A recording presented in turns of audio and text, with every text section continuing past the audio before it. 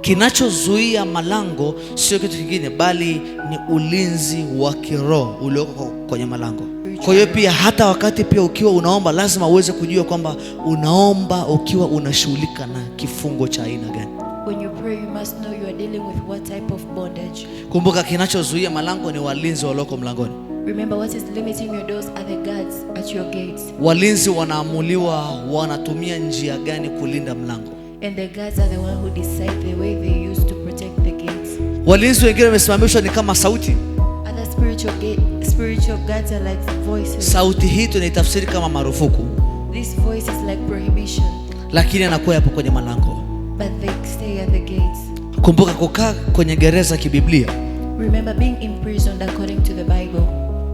Umepewa utawala nje ya uhuru wako. You are given authority out of your freedom.